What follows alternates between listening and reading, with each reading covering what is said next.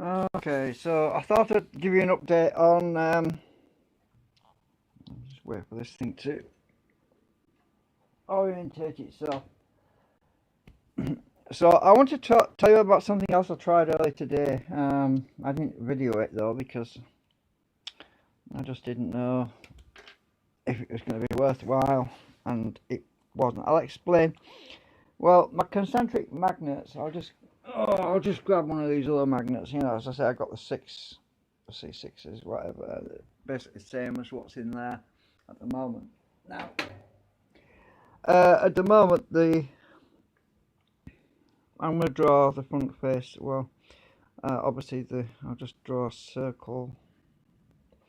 At the moment, they're basically set like north, opposite. Let's see, north. Oh, got that wrong. So it's south. So it's north, south, north, south, north, south. Right. So the magnetic fields are actually actuate. This is looking obviously in the front, and the magnets are like that. So what I decided to do was to try an experiment because I know that Tom Bearden did the Meg using single magnet. So I thought, well, let's try it just with all the poles in one direction. It doesn't really matter which way around it was, but so what I basically did was I swapped three of the magnets so that the south ones became all north as well. So I thought, well, let's try it. It's easy enough to swap the magnets around. So this is what I did. So I ended up with all the magnets facing in with north. The idea it was to test a theory. So my generator, I'm just going to draw the side view and the bottom one, and then my coil which is inside. I'll just draw a wiggly line so the coil's in the middle, and then the core material. I'm just going to draw a line around here. I don't want to get this too complicated, there's no point. So the idea was to try this out, actuating just the north field instead, because normally what happens when the magnets, the coil is energized, we have south coming out this side, we have north coming out this side, and down here we have south coming out this side, we have north coming out this side, and the secondary coils are actually in the middle. I'm just going to draw a box for the secondary coils. Sorry, I can't draw very well. Doesn't matter anyway. So when I've changed this around, I had a theory that it would latch more linearly, as in the path. If you've got north poles all facing each other, they tend to reflect or push away from each other.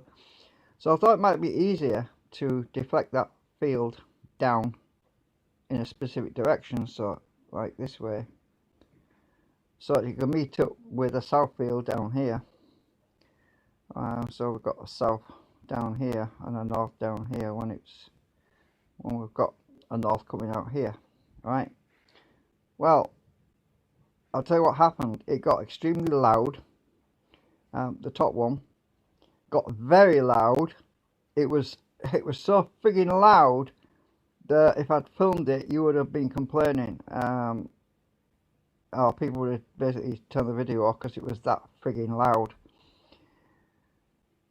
But surprisingly, my input current actually went up, but my output was actually worse. It was very interesting to see what happened. The output was really kind of crap. And considering it was making so much frigging noise, it was really vibrating, and the bottom was left as it was. So So what was happening was I was switching the north from this side to this side alternately. So the north was being switched, or the south, I can't remember which it was, it doesn't really matter. So I was switching it either to the right and it was being intercepted by south down there, or it was being switched to the left and it was intercepted by south down here, because this flipped around, still flipped around the same way. So this one was both poles, so this would flip around, so south would go over here and north would go over here, and yeah, so this was still switch, but this was just north. So it got extremely loud, the output was pretty crap. So that was basically the Tom Baden method, because he used just one pole. He was using, I've actually got it here somewhere. I actually lost it and then I found it again, and I've probably gonna lost it again, knowing me. It's around here somewhere. Here it is. So the Tom Baden, let me get this pre-install up. The Tom Baden method was to use a single magnet with just one pole, and he used two coils. This is a coil, this is a coil, and he was using nanocrystalline core material as well, and he was flipping this pole, this, I think it's south, flipping it either to the right or flipping it to the left, but he didn't have any magnets at the bottom. He just had this other magnet, the other pole pointing down. So yeah, that might be something else to try as well. But that was the Tom Baden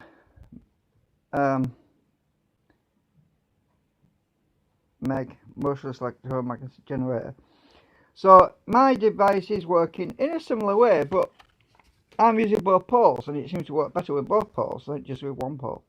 I mean, whereas if he'd put two poles in there, it would have cancelled it. It would have just negated it. It wouldn't have worked at all. But because of the way my concentric works, it can switch the poles either way.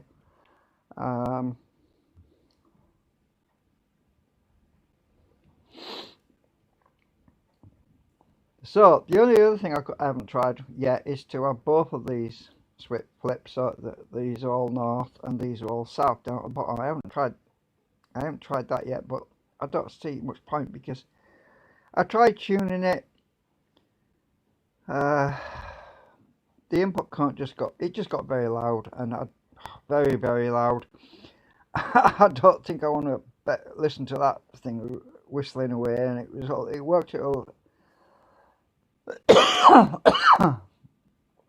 It was working at a lower frequency as well. Hang on, I'm just going to get rid of my Nordic Spirit, because it's making me cough.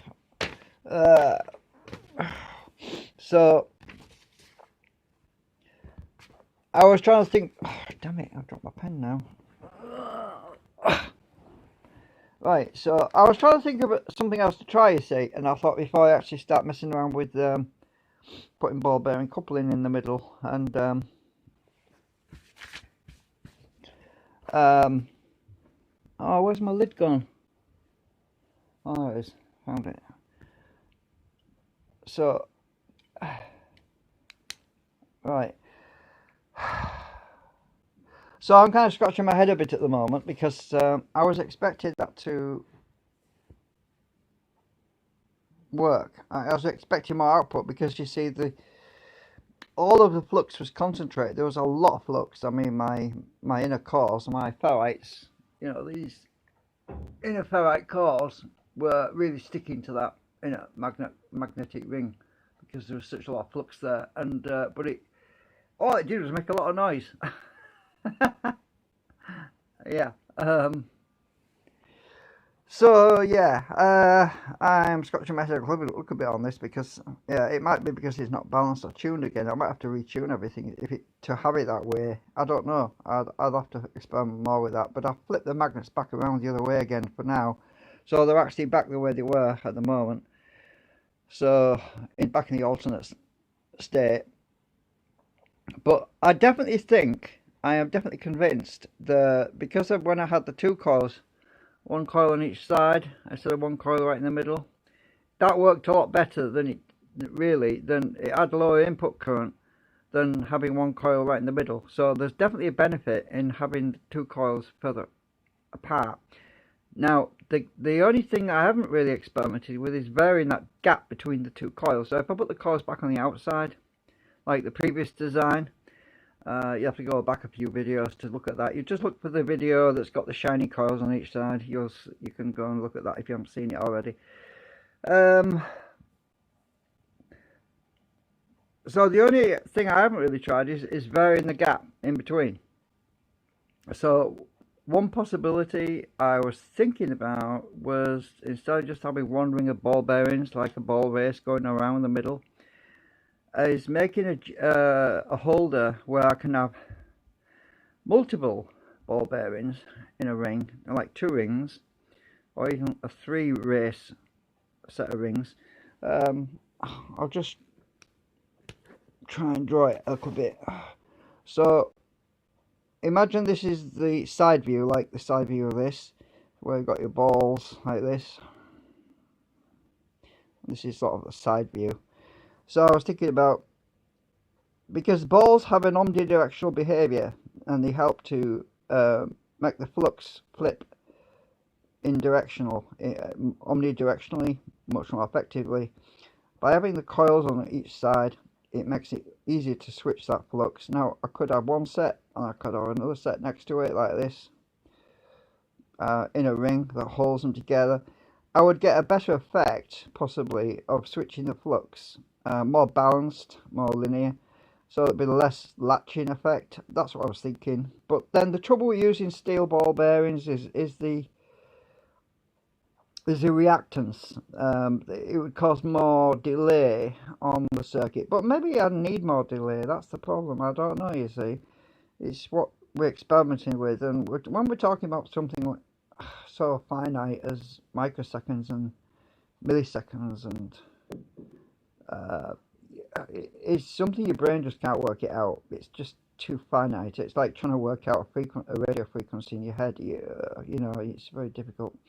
So anyway, I thought about, I'm going to get some ball bearings, but I haven't ordered anything yet because I'm still deciding on what size to get.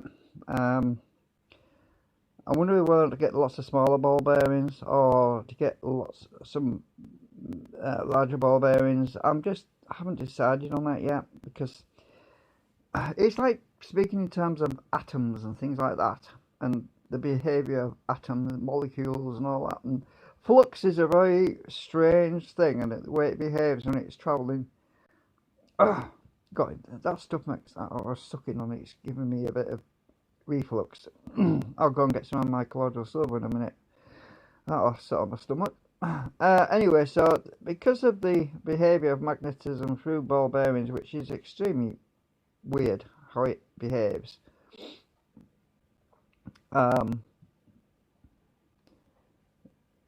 I've just been trying to make my mind up what to do, because of this lockdown situation. There's no guarantee. I'm gonna try and make sure I order the ball bearings from a UK company, because if I order them from China, I'll probably be waiting till the cows come home, and I don't have any cows, so that'll be basically never. And I think they've also put an import tax now on imports from China or abroad anyway, so that's going to really mess everything up. Having an import, basically a tax that you've got to pay on anything you order that comes from outside the country, is going to really mess up everything. So, and I don't want my stuff to get stuck at customs. So yeah, I'm going to be looking for a UK supplier, because I don't want all that hassle. Flipping, the world's gone to SHIT, hasn't it, really, right now? So so that's what I'm thinking. I haven't given up. I've spent such a lot of money on all this stuff, and I'm trying at the moment just to play it a little bit smarter, really, to try not to get into any more big financial holes. So, and also, instead of messing about with my other magnet rings and constantly changing the magnets around, I was thinking about just modifying my C8s, which are my C8s over here, and I'd have to cut these middle magnets out. this middle ring that's in this recess, take this lot out, and I was thinking about flipping the magnets on the C8 and then I can just swap the rings over, which is a lot easier. I don't know yet, we'll see. Thinking about, yeah. So, kind of stuck for words at the moment. I don't know why. I haven't finished this this nanocrystalline material yet. I haven't even finished that yet. I haven't ground the rest of them down. I mean, got the rest of them in there either. I've just been pottering about, watching some videos and stuff, really, and thinking and trying to work it out. But last night, when I was going to sleep, I couldn't sleep because I was thinking about this, you know, what will happen if I put all north at the top and or south at the top. And anyway, I tested it today and it's crap, basically. It doesn't work very well. So anyway, that's it for now, I think. I don't think there's anything else. Anything else to update you on? Oh yeah, my power supply was glitching on me the other day when I was doing that colloidal silver. I don't know what happened to it, but it's working fine again. I had it up to 27 volts though, and it just cut out on me, and I don't know why. It's working alright now. It's just, yeah, it's really 50 minutes because that thing isn't running right now. So that's alright. I don't know what happened to it. It just had a fit on me. I must have accidentally shorted the leads together, and it must have switched into current limiting and got stuck in the current limiting mode or something. It's fine anyway. I've been testing it at 27 volts as well, and it's fine. So we'll see you later.